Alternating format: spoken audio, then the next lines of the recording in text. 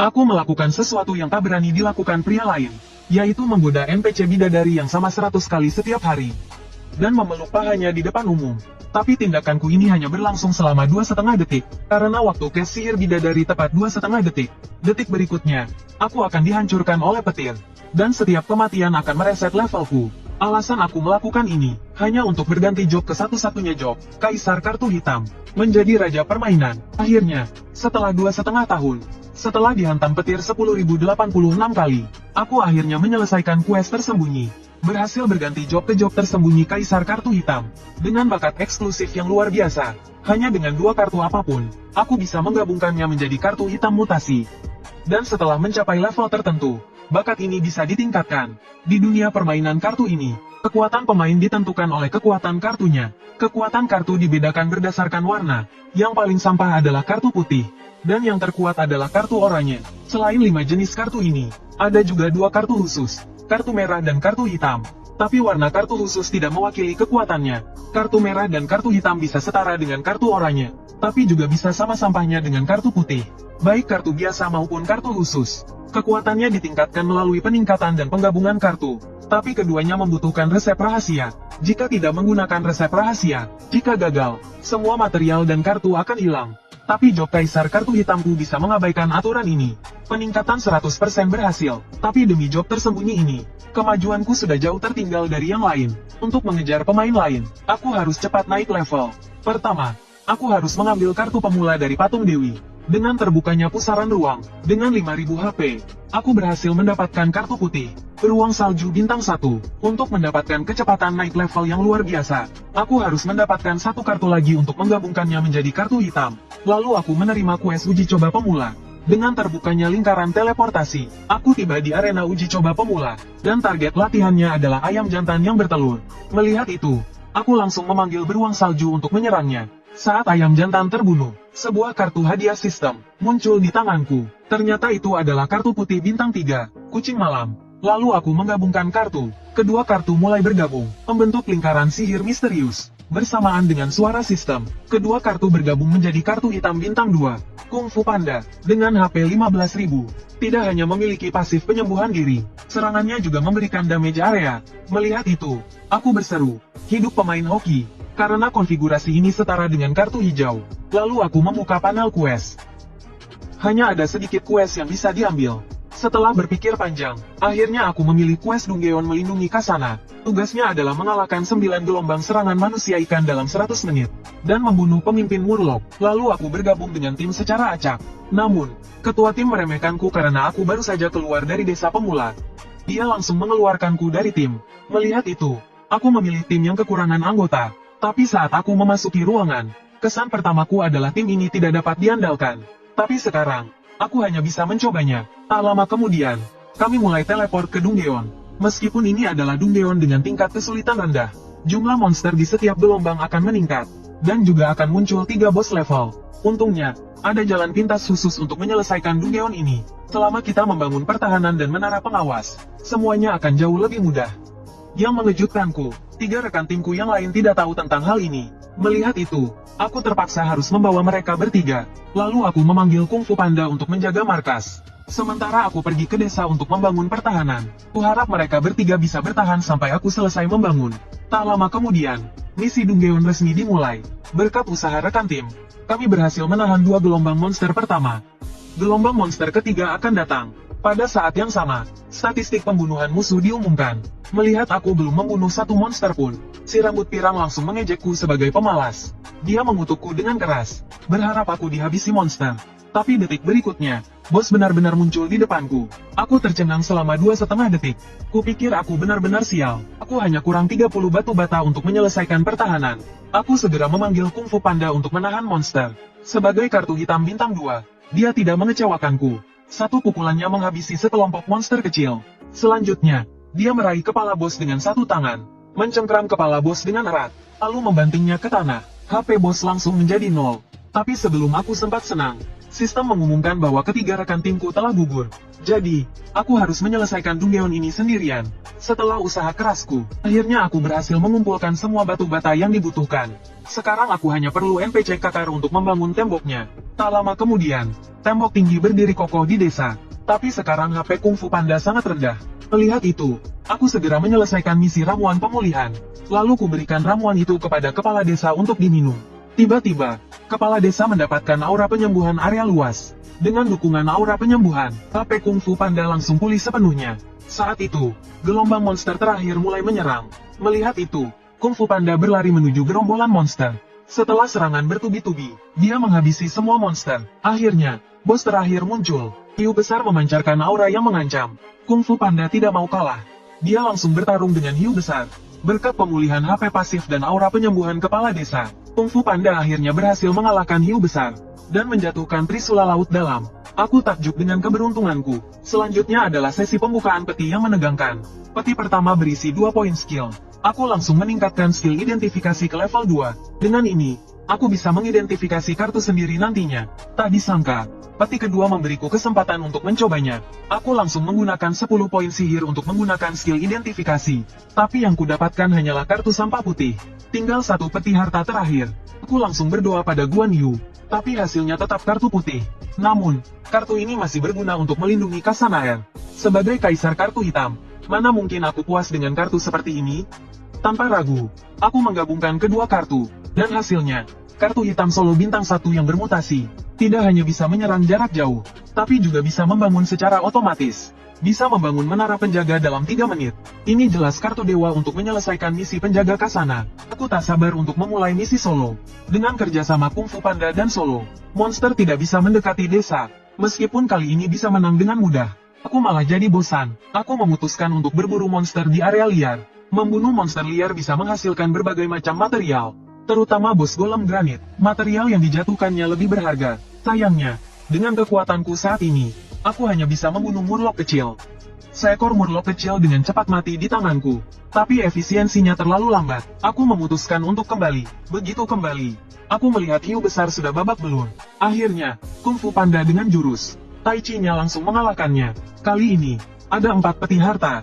Keberuntungan memang kurang, tapi kekuatan bisa menutupinya. Meskipun isinya masih sama seperti sebelumnya, tapi bedanya, kali ini aku mendapatkan berlian dan tiket solo yang berguna. Bisa digunakan untuk meningkatkan bangunan markas. Masih ada 1 peti kartu lagi. Kukira akan dapat kartu beruang hitam untuk digabungkan menjadi solo beruang, tapi ternyata kartu putih loncat gali yang tidak berguna.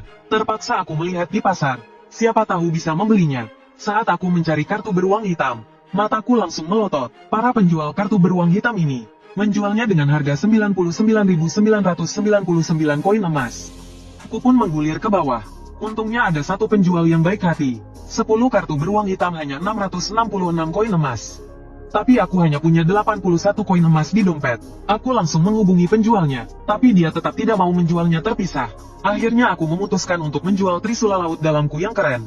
Bagaimanapun, aku hanya bisa memilih antara keren dan uang.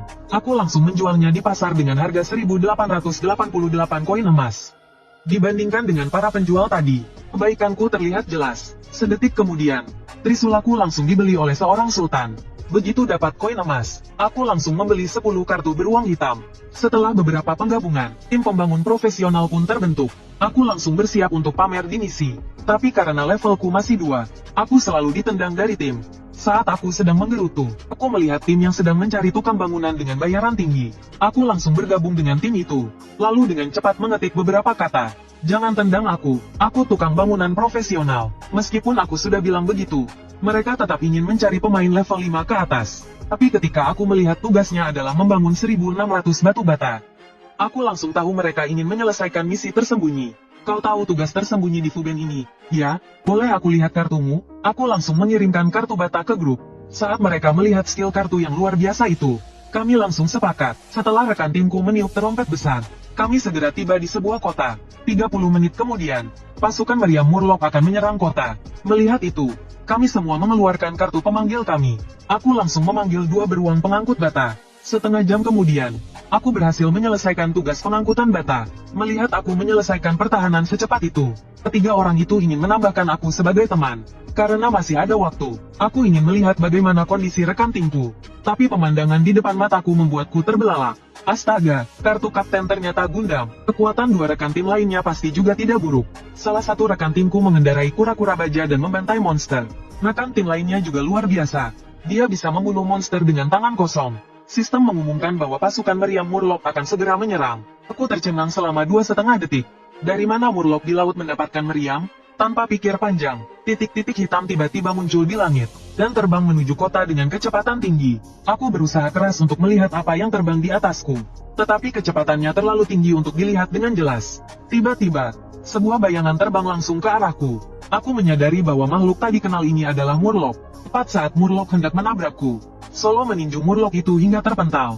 Salah satu rekan timku, takut aku merebut rampasan perang mereka. Dengan alasan demi keselamatanku, menyuruhku mundur ke hutan di belakang.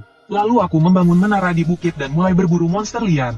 Tiba-tiba seekor Murloc terbang ke arahku lagi. Aku secara refleks menghindar ke belakang. Tetapi kepalaku menabrak dinding tak terlihat. Tiba-tiba aku punya ide.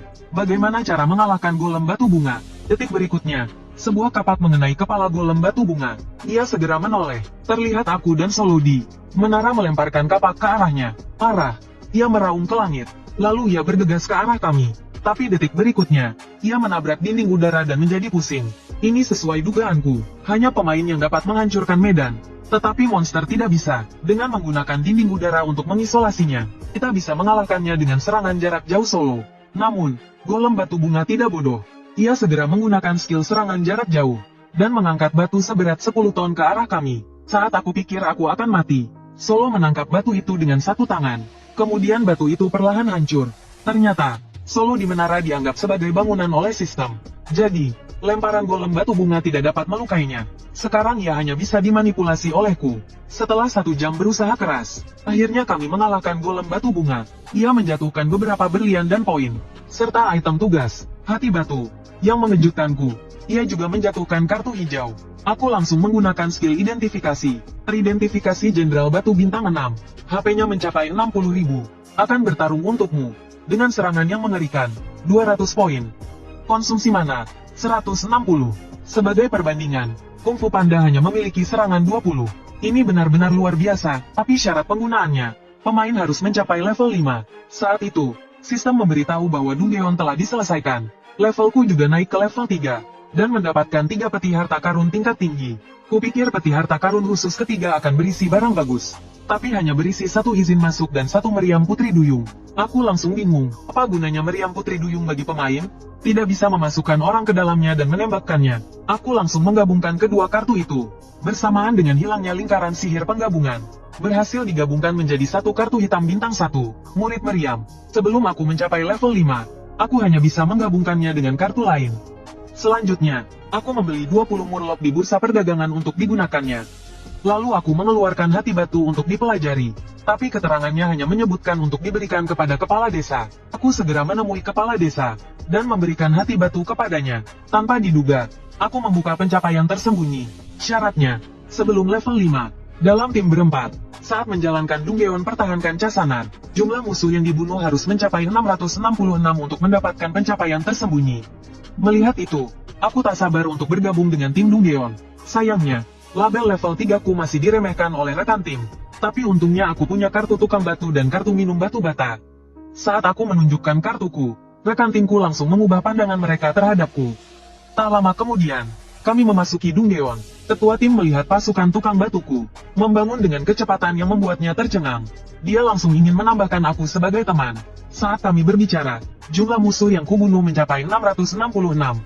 Melihat itu, aku segera menyimpan Solo. Lalu aku mengatakan kepada ketua tim bahwa aku ada urusan dan pergi ke area liar sebentar. Tak lama kemudian, terdengar pemberitahuan bahwa Dungeon telah diselesaikan. Kamu diberi hadiah EXP 666 poin dan 666 koin emas. Pencapaian tersembunyi juga selesai, memperoleh skill khusus, ikan 666, untuk memperkuat Murloc.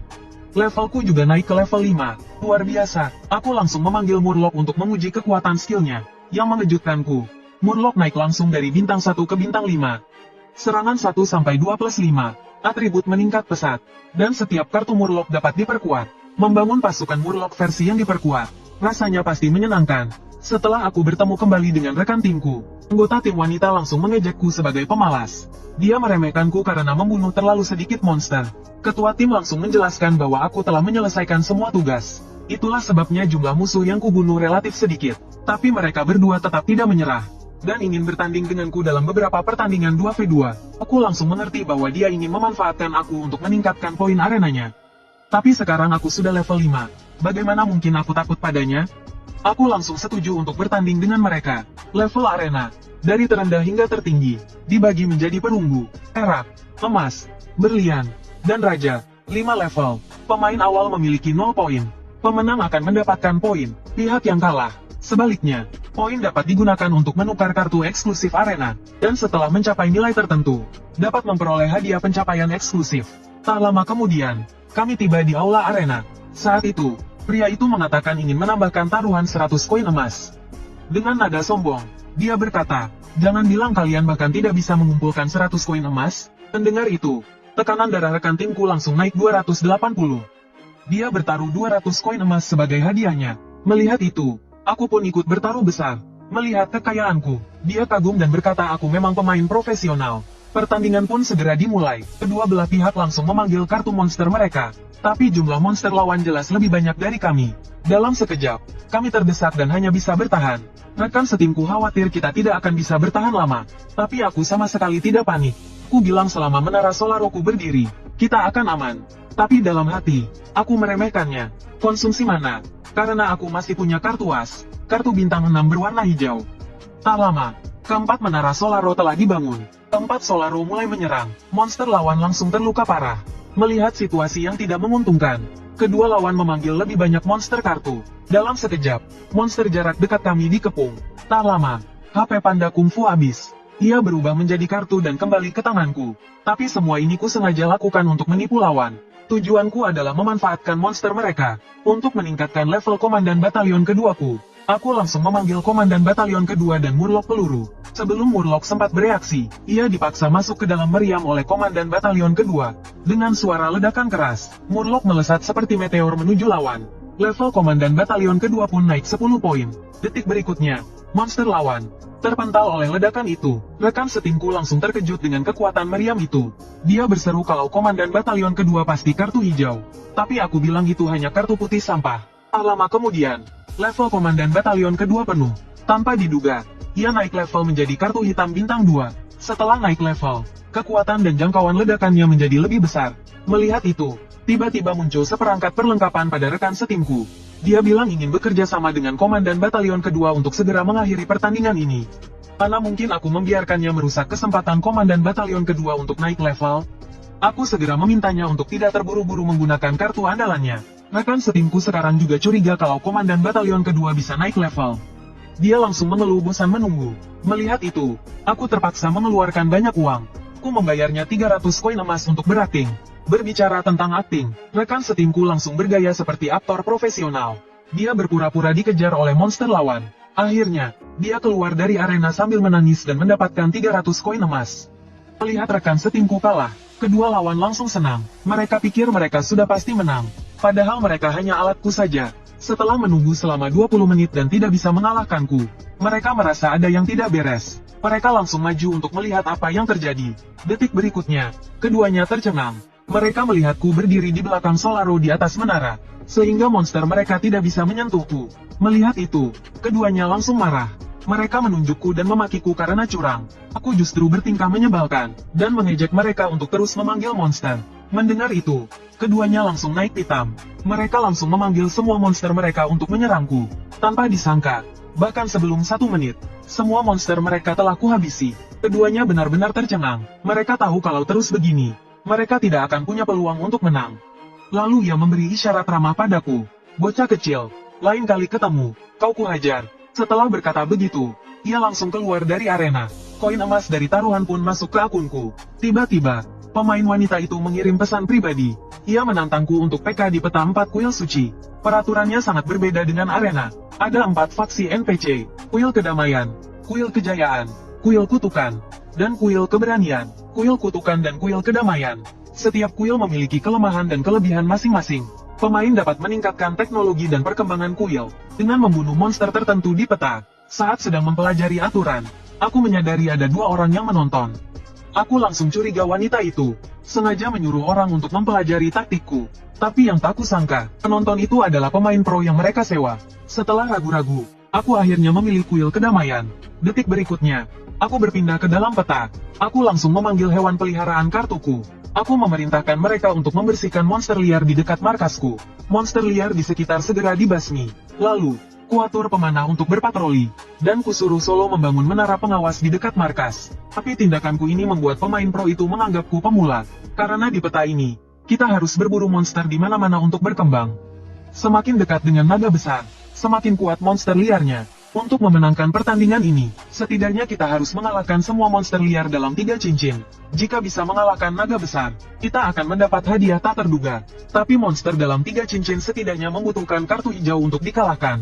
Mengalahkan naga besar jauh lebih sulit. Saat ini, aku sudah sampai di dekat cincin kedua. Targetku adalah kura-kura duri, monster dengan HP dan pertahanan tinggi. Sempurna untuk melatih skill wakil komandan kedua. Wakil komandan kedua pun menghujani kura-kura duri dengan serangan bertubi-tubi. Pada saat yang sama, seekor slime listrik muncul di dekat wanita itu. Pembunuhnya akan menambah 20 pasukan kuil tingkat dasar. Sistem mengumumkan tikus Moji telah muncul.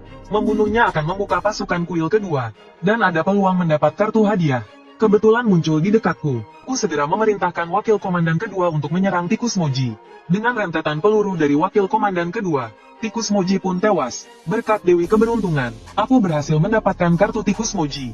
Aku langsung memanggilnya, dan memerintahkannya untuk menyerang kura-kura duri bersama wakil komandan kedua. Detik berikutnya, HP kura-kura duri berkurang dengan cepat. Skill wakil komandan kedua naik ke bintang 4. Dan hanya butuh 400 tembakan lagi untuk naik level. Sistem mengumumkan kucing bintang mengembara telah muncul.